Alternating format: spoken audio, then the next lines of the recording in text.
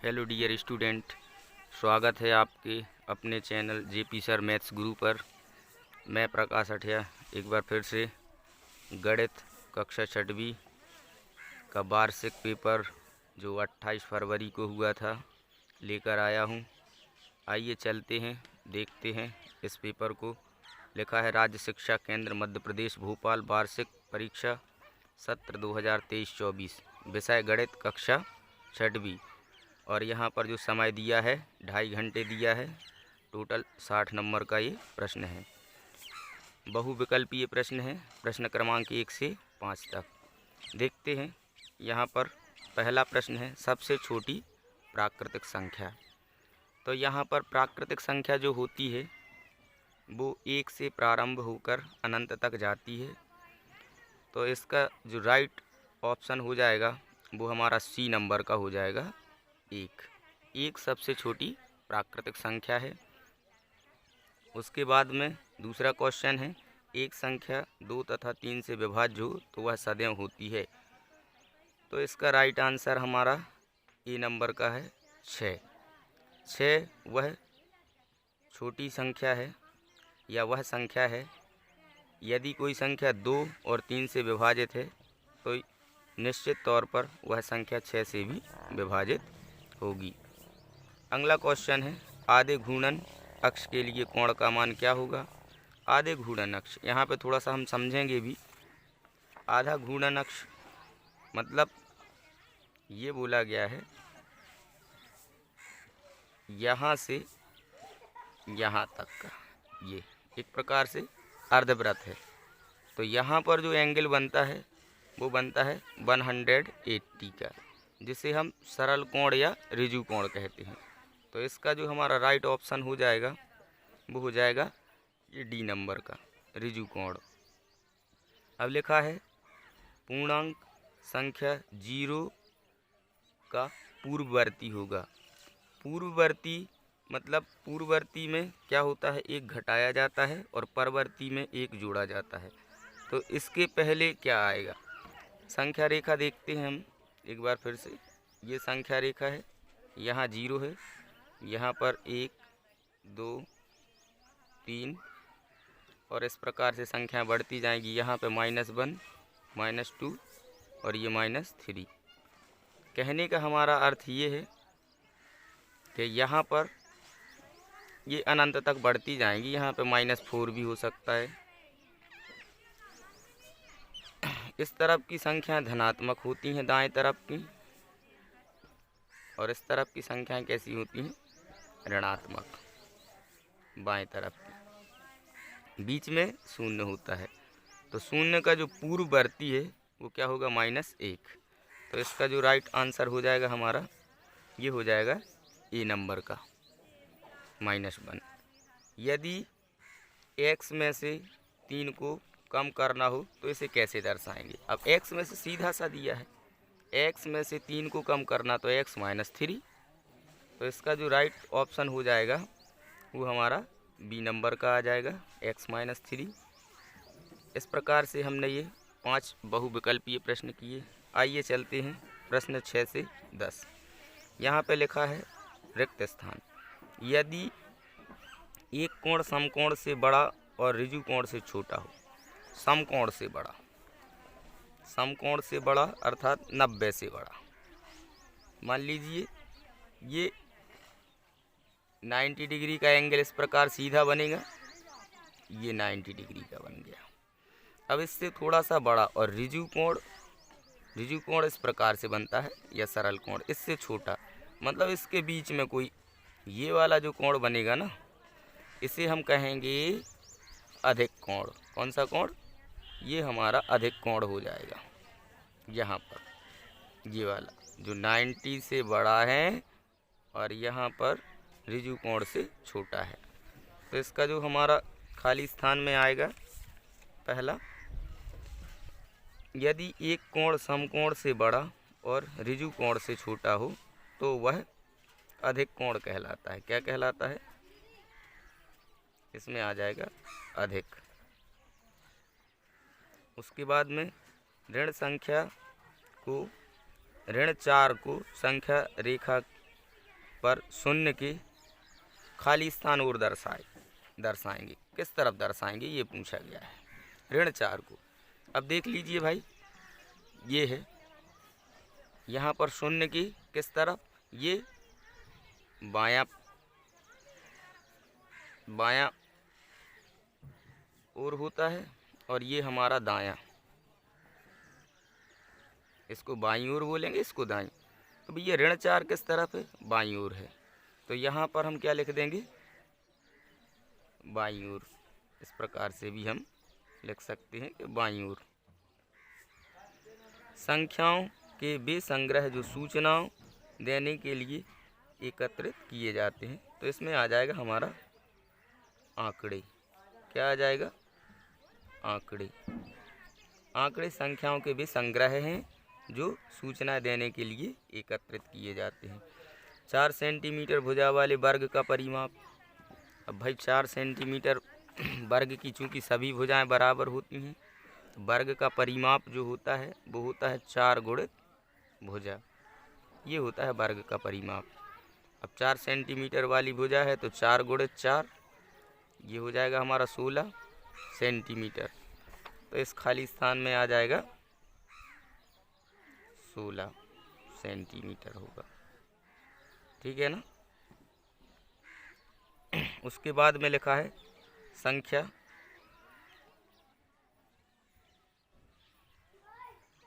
2,44,070 की परवर्ती लिखना है।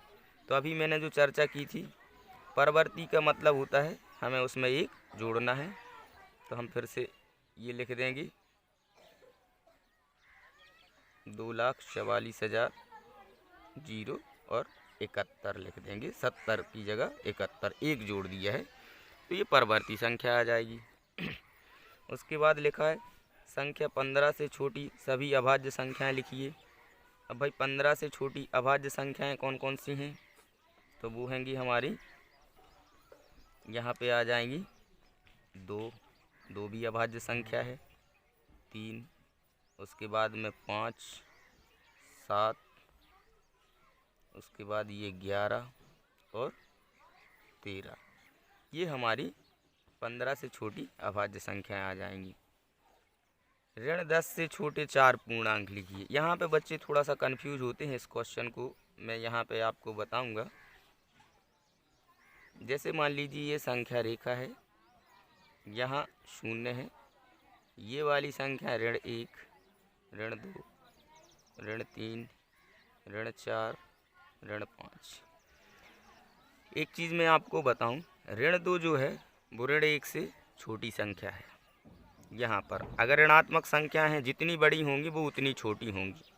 तो हमें लिखा है क्वेश्चन में ऋण 10 से छोटे 4 पूर्णांक, तो हो जाएंगे हमारे कौन कौन से, ऋण 11, ऋण 12, ऋण 13 और ऋण 14। तो यहाँ हम लिखेंगे ऋण 11, ऋण 12, ऋण 13 और ये ऋण 14। उसके बाद लिखा है यदि x बराबर 4 हो तो x + 5 का मान ज्ञात कीजिए। यहाँ पे x का वैल्यू आपको 4 रखना है, 4 रखेंगे, 4 और 5 को जोड़ देंगे, x + 5, तो 4 + 5 = में आ जाएगा 9। इसका मान हमारा कितना आ जाएगा, 9। कौन सी संख्या रामानुजन संख्या है, एक छोटी सी एक कहानी है। विदेश के एक G.H. हार्डी साहब थे और हमारे जो भारतीय गणितज्ञ हैं श्री रामानुजन, उनकी एक टैक्सी का नंबर था, वो था 1729 और बाद में इसी को हार्डी रामानुजन संख्या के नाम से जाना लगा है। तो ये 1729 जो है वो क्या है, हमारी रामानुजन संख्या है, क्योंकि उन्होंने बोला था ये टैक्सी का नंबर जो रामानुजन को देखने के लिए G.H. हार्डी साहब आए थे, उनने कहा मेरी टैक्सी का नंबर 1729 है जो बड़ा ही बोरिंग है। तब उन्होंने कहा था ये नंबर बड़ा ही इंटरेस्टिंग है रामानुजन ने। उनने कहा था ये सबसे छोटी संख्या है जिसके घनों का योग 1729 आता है, जिसमें उनने 1 का और 9 का घन बताया था। तो ये 1729 जो है ना, ये उस समय से रामानुजन संख्या कही जाने लगी। अब 35 और 50 के बीच कितनी पूर्ण संख्याएं हैं, फिर से देखेंगे यहाँ पर इस क्वेश्चन के लिए। 35 और 50 के बीच 35 के बाद में यहाँ पर 36, 37, 38, 39, 40, 41, 42, 43, 44, 45, 46, 47, 48, 49 और 50। चूँकि इनके बीच की संख्याएं पूछी हैं, इनके बीच की संख्या मतलब इसको भी छोड़ना है और इसको भी। इन संख्याओं को हम काउंट कर लेंगे 1 2 3 4 5 6 7 8 9 10 11 12 13 14। तो यहाँ पर जो हमारा राइट आंसर आ जाएगा वो आ जाएगा 14। ये 14 संख्याएं हैं।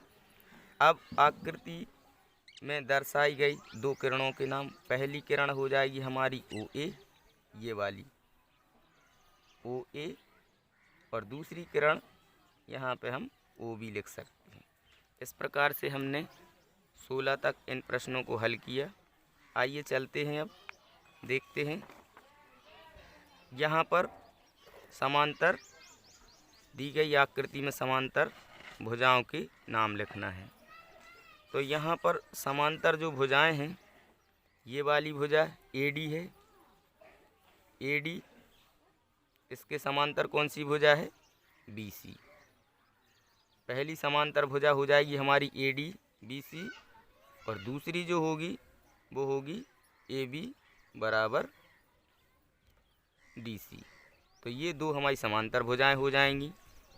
समांतर भुजाएं वे भुजाएं कहलाती हैं जिनको कितना भी आगे बढ़ाया जाए वे एक दूसरे को कभी प्रतिच्छेद नहीं करती हैं। तो इस प्रकार से हम ये कर सकते हैं। अगला जो क्वेश्चन है, यहाँ पर लिखा हुआ है लता ने 9.50 रुपये का एक पेन खरीदा और 2.50 रुपये की एक पेंसिल खरीदी। उसने कुल कितने रुपए खर्च किए? तो इसका जो हमारा आंसर आ जाएगा यहाँ पर 18 रुपये का 9.50, अर्थात पेन खरीदा उसने 9.5 रुपये का। दशमलव का विशेष ध्यान रखना है जोड़ते समय। और जो उसने पेंसिल खरीदी वो खरीदी है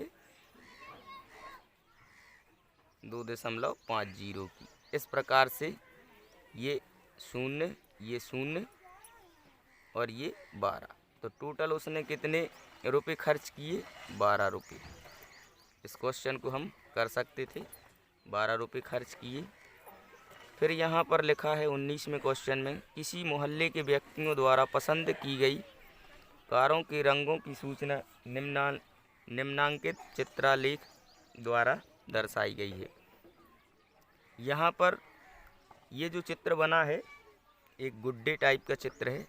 इसका अर्थ है 1 का 10 व्यक्ति। तो यहाँ लिखा हुआ है नीले रंग को पसंद करने वाले व्यक्तियों की संख्या कितनी है। तो यहाँ पर देखा, ये 1 2 3 4 5, मतलब एक गुड्डा 10 व्यक्तियों के बराबर है। तो यहाँ पर हम लिखेंगे 1 का अर्थ है 10, 10 20 30 40 50। तो इधर आ जाएगा हमारा 50। कितने व्यक्ति हरा रंग पसंद करते हैं? इधर देखा हमने, ये 10 के बराबर है। तो 10 20 30 40, यहाँ लिखेंगे 40 व्यक्ति। कौन सा रंग सबसे कम व्यक्ति पसंद करते हैं? तो ये आ जाएगा हमारा सफ़ेद। सफ़ेद रंग है, इसे सिर्फ 20 व्यक्ति पसंद करते हैं। अगला जो क्वेश्चन है यहाँ पे हम देखेंगे इस क्वेश्चन को लिखा हुआ है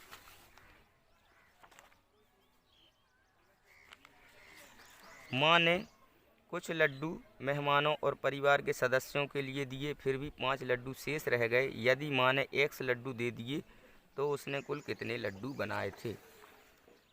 तो भाई यहाँ पर इस क्वेश्चन को थोड़ा सा समझेंगे।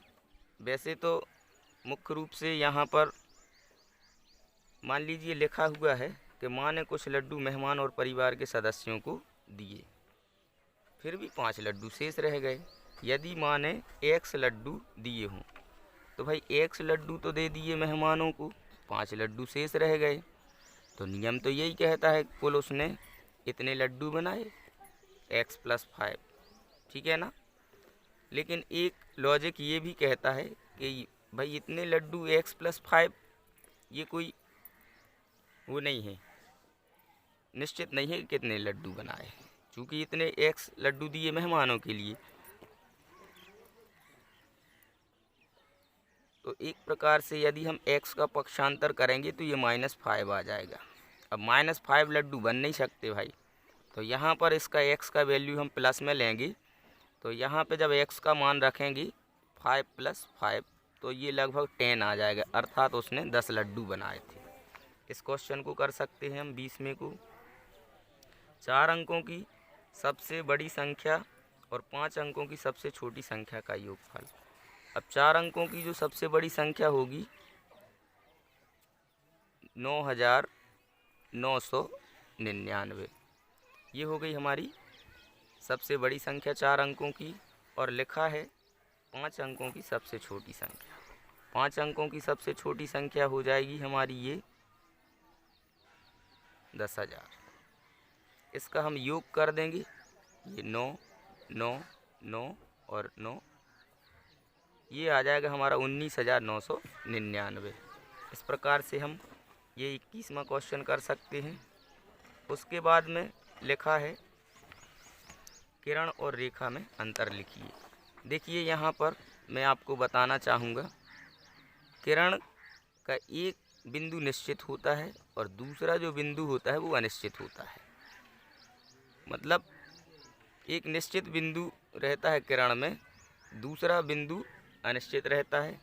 इसको किरण को सिर्फ एक तरफ बढ़ाया जा सकता है, लेकिन जो रेखा होती है, रेखा को हम दोनों तरफ बढ़ा सकते हैं, विपरीत दिशा में। इस तरफ भी आप कितना भी इसको बढ़ा दें, इस तरफ भी। तो सीधा सा हम इधर लिख सकते थे कि किरण का विस्तार सिर्फ एक ही दिशा में होता है, जबकि रेखा का विस्तार दोनों दिशाओं में हो सकता है या होता है। उसके बाद में ये 23वां क्वेश्चन है। 23, 24, 25 इन क्वेश्चनों को हम बहुत जल्दी करेंगे, क्योंकि वीडियो थोड़ा सा लंबा हो गया है, इसलिए इन क्वेश्चनों को हम अगले वीडियो में बताने का प्रयास करेंगे। बहुत ही छोटे छोटे हैं और सरल प्रश्न आए थे। उम्मीद करता हूँ ये वीडियो कक्षा 6वीं के बच्चों के लिए यहाँ पर लाभदायक सिद्ध होगा।